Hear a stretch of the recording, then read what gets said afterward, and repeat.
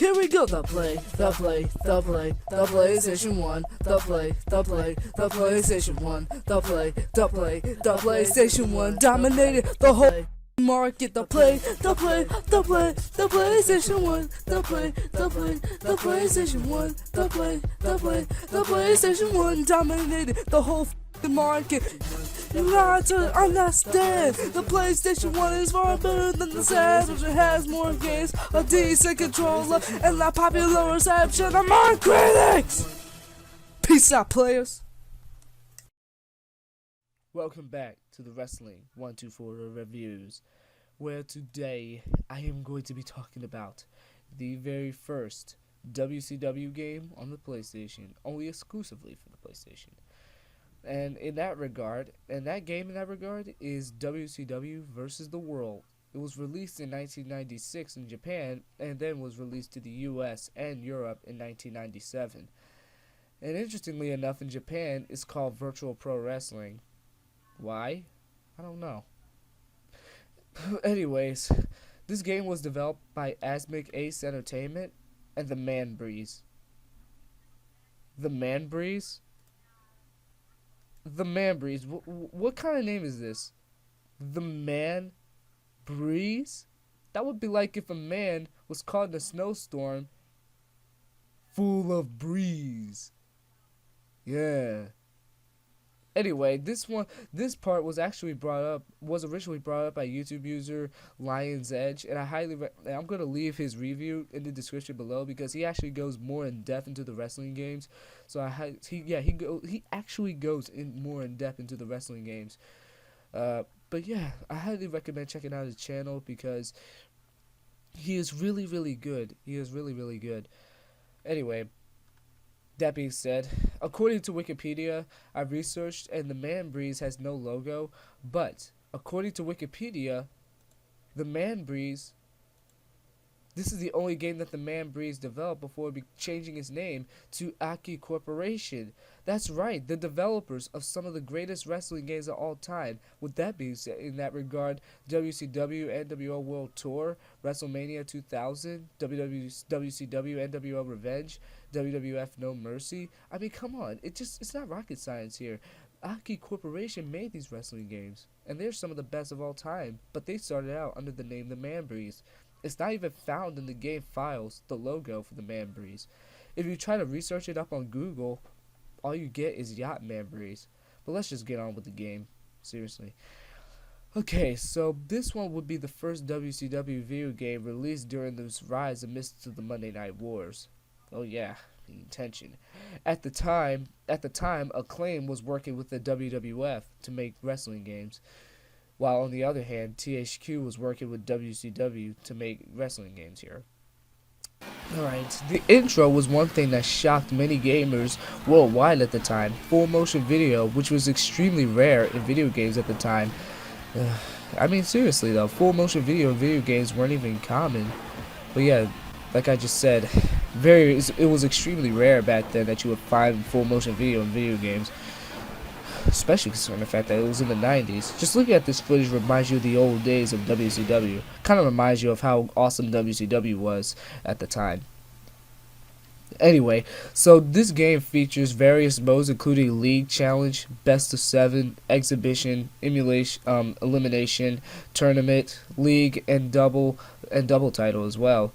Such modes are prominently characteristic of Japanese pro wrestling as opposed to American customs. The game also includes many other establishing features that would carry on and improve and feature Aki wrestling games. A spirit meter replaces the traditional but more linear energy bar to better suit the momentum of a wrestling match. However, it also features modes surrounding the winning, defense, and even creation of championship belts, which I actually never got the chance to do so because I actually never did this in the gameplay footage. But which was actually absent in the game's immediate successor that I just mentioned earlier on in this review, WCW vs NWO World Tour.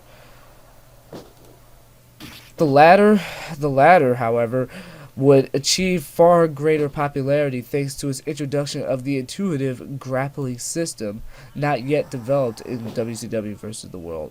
And according to the roster, the game features 51 wrestlers.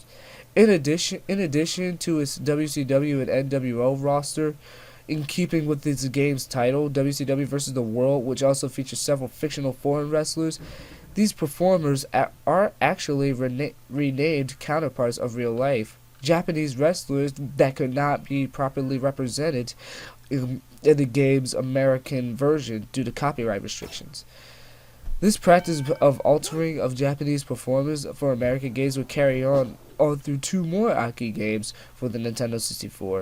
The only bad thing that people didn't like about the roster is that there's not too many wrestlers from WCW to actually choose from. There's no, like, Scott Hall isn't in there, no Kevin Nash, just basically not even freaking buff, not even, I don't know. I'm just suffering some brain farts here, I'm sorry. Let's just get on with the gameplay. So the gameplay is really, really good, actually. Kind of reminds me of a boxing game because of how they move. But yeah, the graphics is the one thing that a lot of people is going to harshly criticize. But at the time, these graphics, they weren't considered bad. They weren't considered bad, but there were fighting games that looked better than this. I mean, look at Virtua Fighter, and that game was released back in 1993. So what happened here? Anyway, the graphics don't matter much. It's the gameplay that makes the game. So yeah, the characters do look blocky, but they move very fluently for 1996 and 97. You know, and you have to and I never even figured out how to actually play this game, but you need like some kind of like a move combination or something like that. It was another thing that was actually added in WWF Attitude and Warzone. But yeah, WCW vs. the World was pretty much a really great game for the PlayStation. It was really, really good. A really good start for WCW. Unfortunately, though, these insipid games had to kill WCW games. Unfortunately for those games, WCW games basically just turned into crap. But nonetheless, WCW vs. the World was definitely a pretty good game. I know the characters move a little bit slow, but at least the game was playable, though. It did receive positive reviews from the critics, so yeah. So would I recommend this game? Absolutely. But it's worth it. I mean, I wouldn't necessarily call it the best game of the fifth generation of gaming. It's definitely worth a try. So yeah, go ahead and pick up this game. It's really good. Only if you're extremely curious. Don't expect too much out of it. Do not expect too much out of the game, because it's not exactly everything. But you will definitely be extremely eager to know how WCW started when it came out on PlayStation back in the day. In other words, WCW vs. the World is a really good game, and I can tell you one thing: it's definitely better than this piece of crap.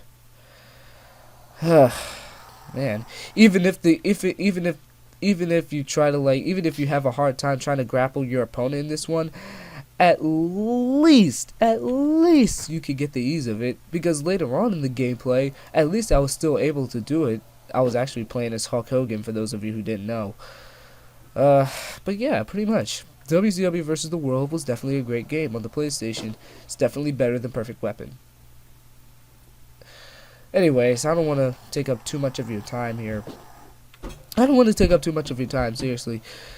If you guys did in fact enjoy this video, why not just leave a like on the video to show me? Tell me what you guys think in the comment section. Sure, subscribe. More videos from the Shizzle Network, and, you know, yada yada yada. When I come back for yet another wrestling review, hopefully, if I ever get the chance, unfortunately my emulator is not working right. Hopefully, I'll get WCW vs. NWO World Tour to be playable. Because I will definitely make a review out of this one, because it's a sequel to WCW vs. the World. I cannot wait to actually talk about WCW vs. NWO World Tour. But if I don't, then next... oh, God. Just come on, man. Just peace out, and this is Beyond the Infinite, guys. Just